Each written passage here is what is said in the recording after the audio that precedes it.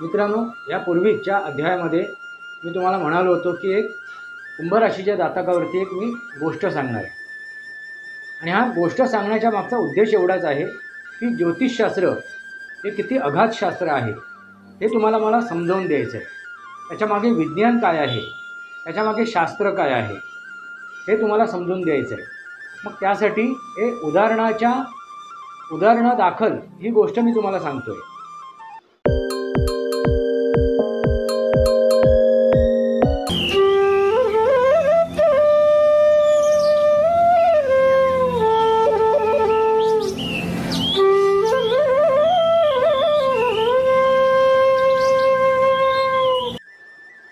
कुंभ राशीचा जातक आणि त्याच्या आयुष्यात आलेल्या या रहस्यमय गोष्टी, हे काय रहस्य आहे, पुढे जाऊन त्याचा आपण उलगडा करू, एक एक करू. आपल्याला काय वाटते ज्योतिषशास्त्राबद्दल, आपण आपले विचार कमेंट बॉक्समध्ये मांडा.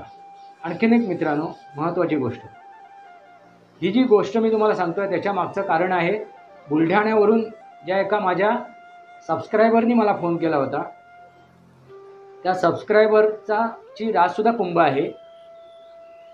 त्याच्या मनात अनेक शंका आहेत, कुशंका आहेत, मनात अनेक प्रश्न आहेत. त्यांनी आपलं मनोगत माझ्यासमोर मांडलं होतं.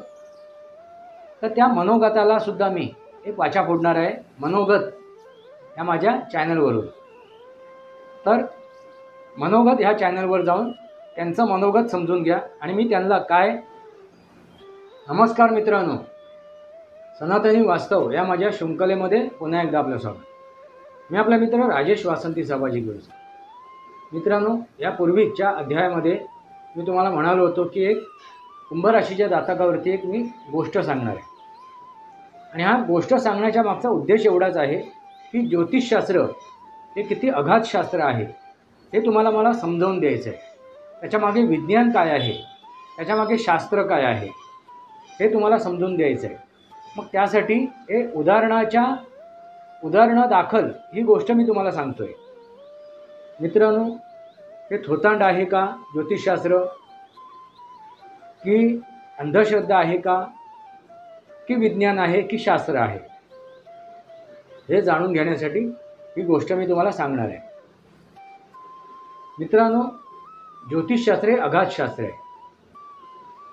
आणि हा ज्योतिषशास्त्र अगाध शास्त्र आहे हे समजून घेताना ही गोष्ट तुम्ही अगदी काळजीपूर्वक ऐका आणि बघा, म्हणजे तुमच्या लक्षात येईल. एका कुंभ राशीच्या जातकाने ही गोष्ट तुमच्यासमोर मांडतोय. मी त्यांच्या आवाजातच, त्यांच्या भाषेतच ही गोष्ट तुमच्यासमोर ठेवतोय. आता ही जी कुंभ राशी जातक आहे त्याची ओळख मी तुम्हाला देत नाही आहे, पुढे देईन. मी त्यांच्याशी चर्चा करेन आणि त्यांची अनुमती घेऊन त्यांची ओळख तुमच्यासमोर ठेवीन. पण सध्या तरी त्यांची मी ओळख तुम्हाला देत नाही आहे. आता त्यांच्या भाषेमध्येच ही गोष्ट आपण सुरू करू. पण तत्पूर्वी तुम्हाला एक आग्रह करतो आहे मित्रांनो. तुम्ही काय करता, कमेंट बॉक्समध्ये आपले विचार मांडत नाहीत, तुम्ही फोन करता आणि फोनवरती आपल्या समस्या, आपल्या अडीअडचणी मांडता. मित्रांनो, जर कमेंट बॉक्समध्ये जर तुम्ही आपल्या अडीअडचणी, समस्या मांडल्यात, तर त्याच प्रकारच्या समस्या मिळत्या जुळत्या जर असतील कोणाच्या, तर त्यांनाही उत्तर मिळेल. कारण मी कमेंट बॉक्समध्ये त्याचं उत्तर देईन. अन्यथा पुढच्या भागामध्ये ते विस्तृतरित्या, सविस्तररित्या मी मांडेन. म्हणून मी तुम्हाला एक विनंती करतो आहे, कमेंट बॉक्समध्ये आपले विचार मांडा. मग ते कोणत्याही परिस्थितीचे असो.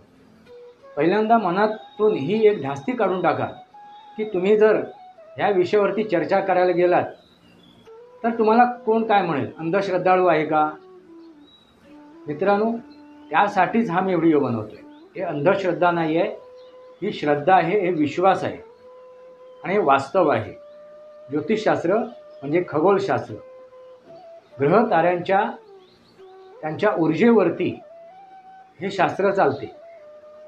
मित्रांनो, आता ती गोष्टीकडे आपण वळूया.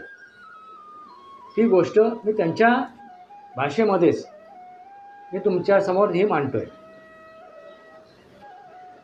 मित्रांनो, मी सुद्धा एक ज्योतिषी आहे आणि ही ज्योतिषी बनण्यापूर्वी ज्योतिषशास्त्राचा अभ्यास करण्यापूर्वी माझ्या मनात अनेक शंका होत्या, अनेक प्रश्न होते की ज्योतिषशास्त्र बघितलं जाते, कुंडली बघितली जाते, मनोमिलन बघितलं जाते, कुंडली जुळवल्या जातात किंवा एखाद्याचं भविष्य बघितलं जाते. हे खरं आहे का? हे वास्तवात आहे का? हे त्याच्यात किती तात्पर्य आहे? असे अनेक प्रश्न माझ्या मनात होते. आणि या प्रश्नाला सुरुवात कुठून झाली तर माझ्या बहिणीच्या विवाहापासून. तिचा विवाह जुळवायचा होता.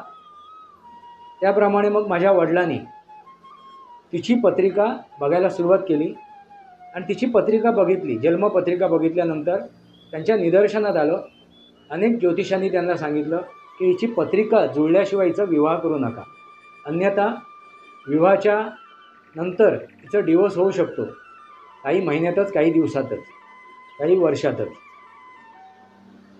आणि ही एकाने नाही तर 2-3 ज्योतिषांनी त्यांना सांगितलं होतं. आणि ते तिन्ही जे 2-3 ज्योतिषी होते त्यांचा अगाध अभ्यास होता या ज्योतिषशास्त्रावरती.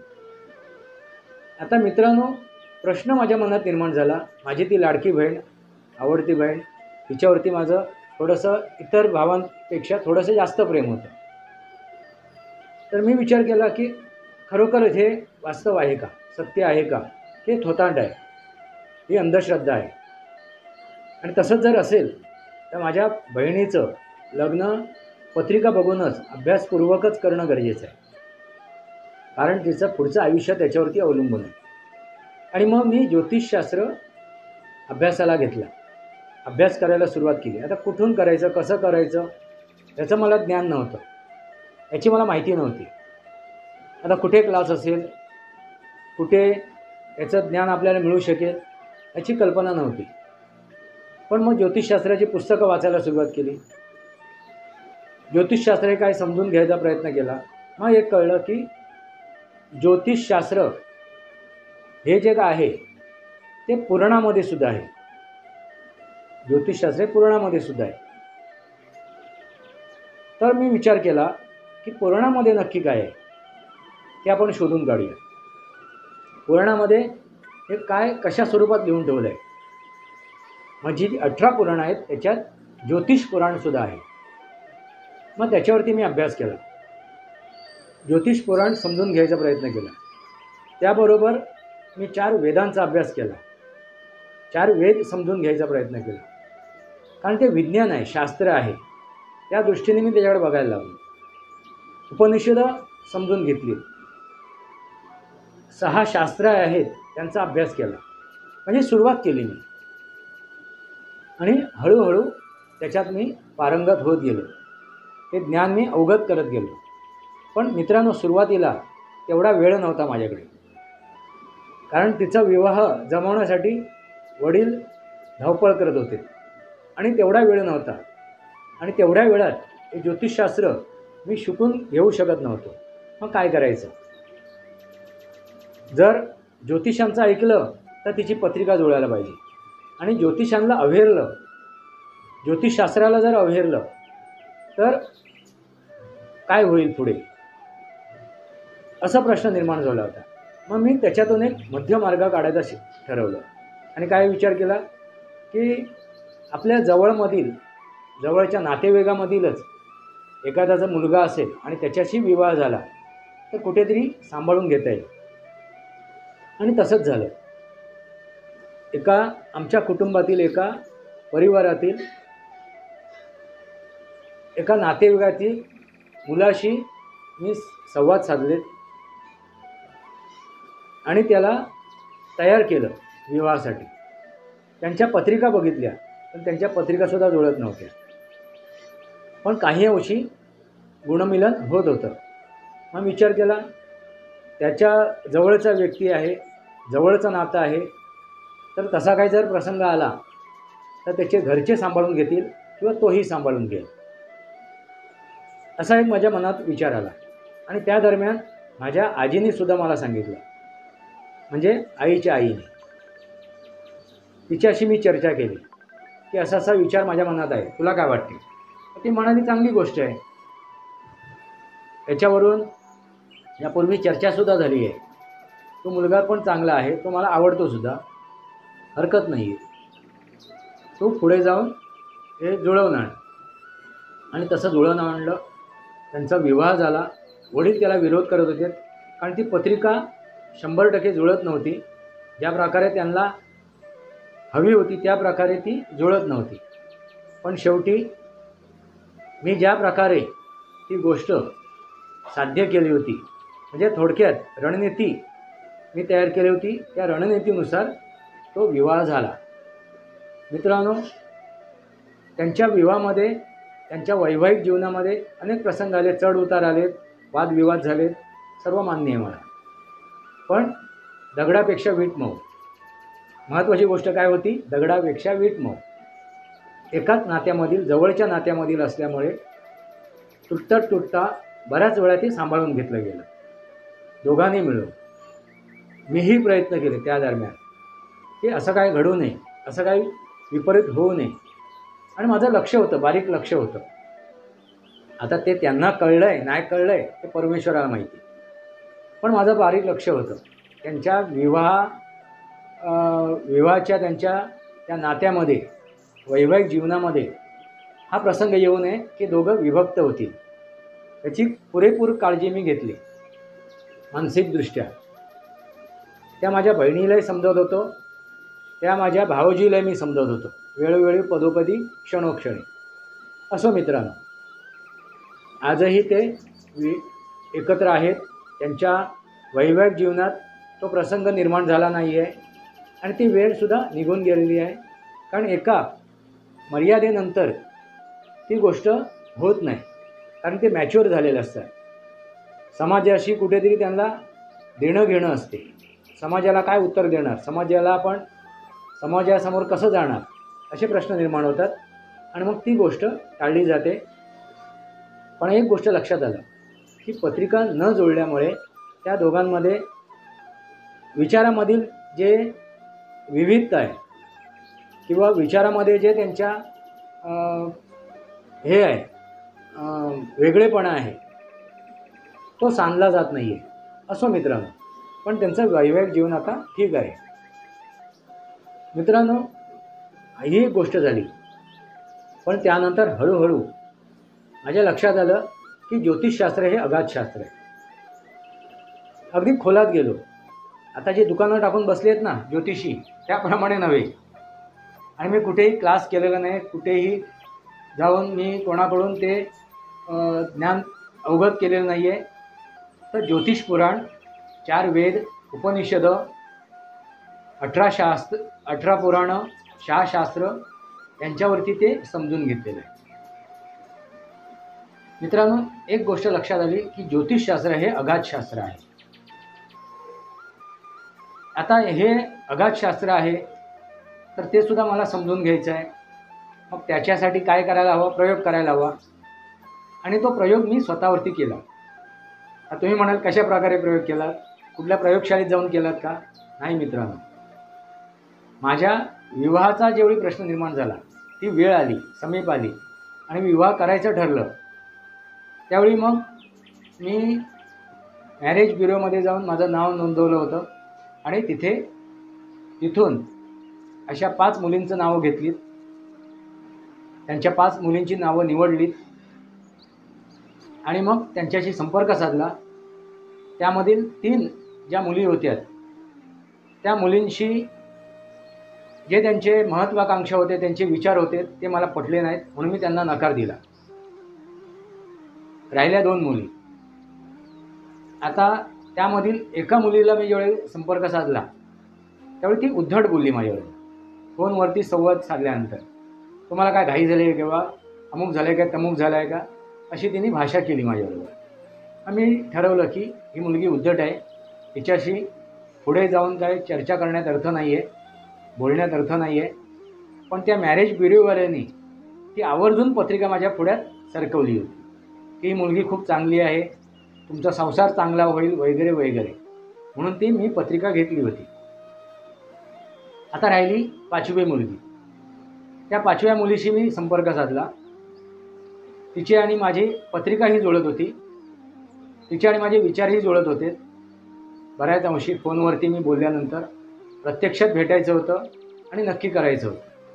पण फोनवरतीच ती म्हणाली की मला एवढ्यात तरी लग्न करायचं नाही आहे. माझी आजी आजारी असते.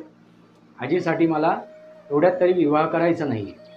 मग मी विचार केला, बाबा ही आजी आता किती 1 वर्ष जगणार, 2 वर्ष, 10 वर्ष किती जगणार आणि हे किती थांबणार माहिती नाही आहे. आणि त्या दरम्यान मग त्या मुलीचं म्हणजे 4थ्या मुलीचा मला फोन आला आणि त्या मॅरेज ब्युरोवालेचा फोन आला. त्या 4थ्या मुलीचा फोन नाही आला, मॅरेज ब्युरोवालेचा फोन आला. ती म्हणाले की तुम्ही रागावू नका, तिचा हा उद्देश नव्हता, तिचे उद्दिष्ट नव्हती, ती जी काय तुमच्यावर उद्धट बोलली हे तिच्या मनात नव्हतं. तुम्हाला तिला भेटायचं आहे, एकदा या भेटा, मी म्हणते म्हणून भेटा. मग मी ठरवलं ठीक आहे भेटूया आपण. भेटलो. भेटल्यानंतर चर्चा झाली आणि चर्चेमध्ये मी ठरवलं होतं की हिला जास्त नकारात्मक बोलायचं. म्हणजे माझ्या घरात वॉशिंग मशीन नाही आहे, माझ्या घरात कपडे लत्ते धुण्यासाठी, भांडी घासण्यासाठी कुठली मोलकरीण नाही आहे, कामवाली नाही आहे. माझी आई जागेवर पडून असते आणि तिला जागेवर सर्व द्यावं लागते वगैरे वगैरे. अशा अनेक गोष्टी मी तिला सांगितल्या नकारात्मक, जेणेकरून ती टाळेल, ती मला नकार देईल. पण ह्या उलट झालं. तिने ते सर्व मान्य केलं आणि स्वीकारलं ते. त्याच्यामध्ये मी माझ्या व्यवसायाबद्दल तिला मी सांगितलं की मी व्यवसाय करतो आहे, मी नोकरी करत नाही आहे. तर माझा व्यवसाय सांगता येत नाही, कधी चढ असेल कधी उतार असेल, काही सांगता येत नाही. अशी परिस्थिती येईल, तुला उपाशी राहावं लागेल. तर तिने सर्व मान्य केलं. मग मीही ठरवलं ठीक आहे, तिला जर माझे मतं पटत असतील, विचार पटत असतील तर काय हरकत नाही आहे. आणि नंतर आमचे संवाद चालू झाले. लक्षात घ्या मित्रांनो, निर्णय मी तिथेच देऊन टाकला होता की जर हे तुला मान्य असेल तर मी तुला ॲक्सेप्ट करतो, मी तुला स्वीकारतो, मला विवाह करायला काय हरकत नाही, तू विचार करून सांग, तू निर्णय घे. मग तिनेही निर्णय घेतला, तिनेही ठरवलं आणि आमची मग संवाद सुरू झाले. फोनवरती बोलणं सुरू झालं आणि त्या अरेंज मॅरेजचं कधी लव्ह मॅरेजमध्ये रूपांतर झालं सांगता आलं नाही, ते समजलं नाही आम्हाला. आम्ही एकमेकांचे एवढं क्लोज झालो, जवळ झालो की असं वाटायला लागलं की आता आम्ही एकमेकांपासून राहू शकणार नाही. आणि मग ठरवलं की नाही आता विवाह करायचा. तिच्या कुटुंबियांना तिने मान्य केलं, तयार केलं. मीही तयारीनिशी माझ्या कुटुंबियांनाही मी समजावलं आणि मी विवाहबद्ध झालो. मित्रांनो लक्षात घ्या, मी विवाहबद्ध झालो. याच्यामध्ये एक महत्त्वाची गोष्ट आहे, कारण आमच्या पत्रिका जुळत नव्हत्या आणि त्या पत्रिकेमध्ये फक्त 4 गुण जुळत होत्या. लक्षात घ्या मित्रांनो, जर कुंडली जुळवल्या तर फक्त 4 गुण. मी विचार केला जर आपले विचार जुळत आहेत, आपली मतं जुळत आहेत तर काय हरकत आहे, बघूया ना हा प्रयोग करून. आणि मी कुंभराशीचा आहे आणि मी कुंभराशीचा असल्यामुळे थोडासा चिकित्सक आहे, अभ्यासक आहे. गूढ उकलून करण्याचा माझा एक मानस असतो, रहस्य उलगडून काढण्याचा एक मानस असतो, एक विचार असतो. मग विचार केला हे रहस्य काय आहे ते आपण समजून घेऊ. हा आपल्यावरच आपण प्रयोग करतो आहे.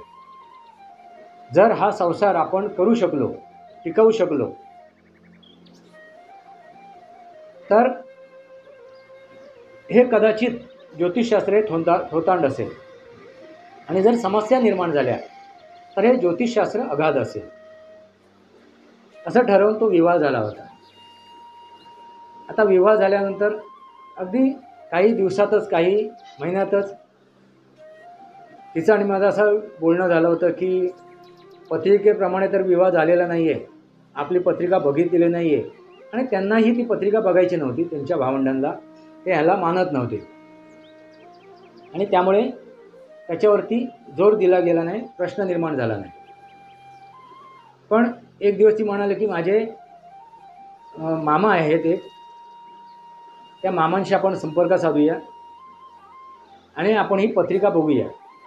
म्हटलं ठीक आहे, बघूया पत्रिका आपल्या. आता तर लग्न झालं आहे, आता ह्याच्यातून दुसरं काय प्रश्न निर्माण होणार नाही, आपण आता विभक्त होण्याचा काही संबंधच येत नाही.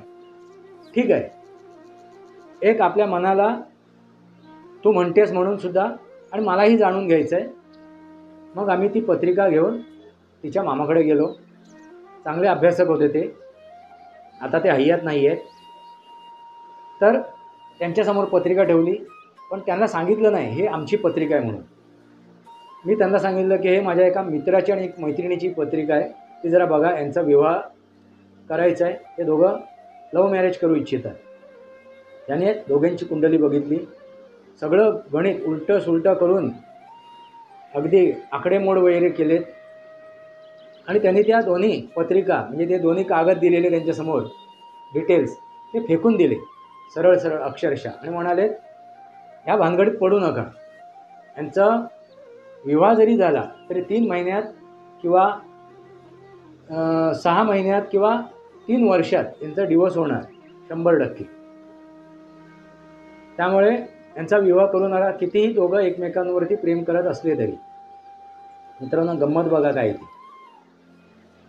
मी ज्योतिषी आहे, माझा अभ्यास आहे, पण एक जाणून घेण्यासाठी, एक उत्कंठा म्हणून. त्यावेळी लक्षात आलं की यांचा विवाह करणं धोकादायक आहे. यांच्याकडून कळलं, पण विवाह तर झालेलाच आहे. आता पुढे काय झालं माझ्या आयुष्यात, अशा काय उलतापालती घडल्या, नक्की काय घडलं, किती वादळ आलेत, किती प्रसंग आलेत, किती स्थिती निर्माण झाली, हे तुम्हाला मी पुढच्या भागामध्ये सांगेन. जर तुम्हाला हे पटत असेल, कळत असेल, उमजत असेल, समजत असेल, तर आपले विचार कमेंट बॉक्समध्ये मांडा. मित्रांनो, तुम्हाला ही गोष्ट कशी वाटते, ही जी या जातकाने गोष्ट सांगितली आहे, कुठला जातक तर कुंभ राशीचं जातक, त्याने आपल्या आयुष्यामधील ही गोष्ट सांगितली आहे, आपल्या आयुष्यावरती ही गोष्ट सांगितलेली. आता कुंभ राशीचा जातक कोण आहे, त्याची ओळख मी तुम्हाला कदाचित पुढच्या भागांमध्ये करून देईल, त्यांची अनुमती घेऊन. मित्रांनो, तुमच्या लक्षात आलंच असेल, कुंभ राशीचा जातक आणि त्याच्या आयुष्यात आलेल्या या रहस्यमय गोष्टी, ते काय रहस्य आहे, पुढे जाऊन त्याचा आपण उलगडा करू, एक एक करू. आपल्याला काय वाटते ज्योतिषशास्त्राबद्दल, आपण आपले विचार कमेंट बॉक्समध्ये मांडा. आणखीन एक मित्रांनो, महत्त्वाची गोष्ट, ही जी गोष्ट मी तुम्हाला सांगतो आहे त्याच्या मागचं कारण आहे, बुलढाण्यावरून ज्या एका माझ्या सबस्क्रायबरनी मला फोन केला होता, त्या सबस्क्रायबरची रासुद्धा कुंभ आहे. त्याच्या मनात अनेक शंका आहेत, कुशंका आहेत, मनात अनेक प्रश्न आहेत. त्यांनी आपलं मनोगत माझ्यासमोर मांडलं होतं. तर त्या मनोगताला सुद्धा मी एक वाचा फोडणार आहे, मनोगत ह्या माझ्या चॅनलवरून. तर मनोगत ह्या चॅनलवर जाऊन त्यांचं मनोगत समजून घ्या आणि मी त्यांना काय त्याच्यावरती उपाय दिले आहेत, मार्गदर्शन केलं आहे, हेही समजून घ्या. तिथे मानसशास्त्राचा मी विचार केला आहे, ना की ज्योतिषशास्त्राचा विचार केला आहे फक्त. आता ज्योतिषशास्त्र म्हटलं की मानसशास्त्र आलंच. असो मित्रांनो, तर आज आपण ह्याच्यावरती जो चर्चा करतो आहे ते सनातनी वास्तवचं आहे, ते म्हणजे ज्योतिषशास्त्राचं आहे. आणि त्यानुसार ही गोष्ट मी तुम्हाला सांगितली आहे. तुम्हाला ही गोष्ट कशी वाटली, आवडली, की त्याच्याबद्दल काय प्रश्न निर्माण झाले, ते तुम्ही कमेंट बॉक्समध्ये मांडा. सनातनी वास्तव माझ्या शृंखलेला सबस्क्राईब करा, बेल आयकॉन दाबा. माझे विचार पडत असेल लाईक करा, आपले विचार कमेंट बॉक्समध्ये मांडा. तुर्तास इतकंच. भारत माता की जय, वंदे मातरम. जय भारत, जय महाराष्ट्र, जय सनातन.